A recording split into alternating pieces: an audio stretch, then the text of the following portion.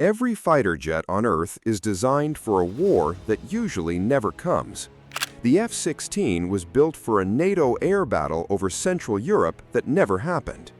The Eurofighter was shaped by a Cold War standoff that ended before it ever fired a shot in anger. Weapons get designed around fear, and most of the time, that fear stays theoretical. The Gripen was never like that. Sweden built it for one specific nightmare: Russian aircraft crossing into Swedish airspace and Swedish air bases getting hit in the opening hours of a war. That's why the Gripen can land on an ordinary highway. That's why it can rearm and refuel in under 10 minutes with barely any ground crew. That's why its entire design philosophy assumes your runways won't survive the first strike. For 40 years, that scenario never arrived. Now it has, just not in Sweden. On July 16th, in his final act as British Prime Minister before leaving office, Keir Starmer stood in Kyiv and pledged £300 million to help Ukraine field a squadron of 16 Saab Gripen E fighters. It's part of a much larger relationship.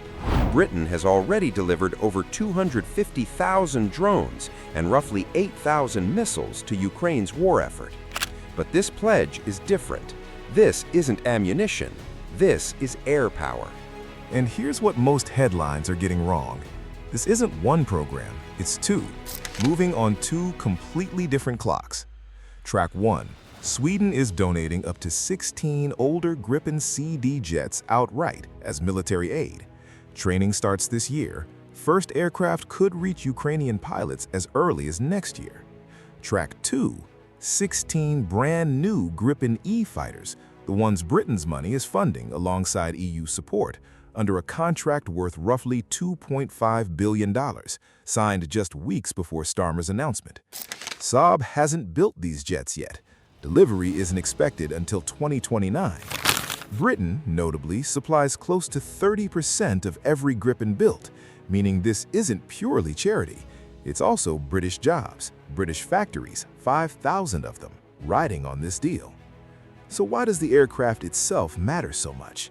Because the Gripen E carries the Meteor missile, a ramjet-powered weapon that doesn't just burn out and coast like older missiles.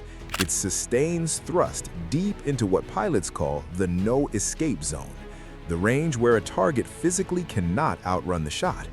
Against Russia's Su-35s, jets with genuinely stronger radars, that missile is the great equalizer. But let's be honest about what this really is.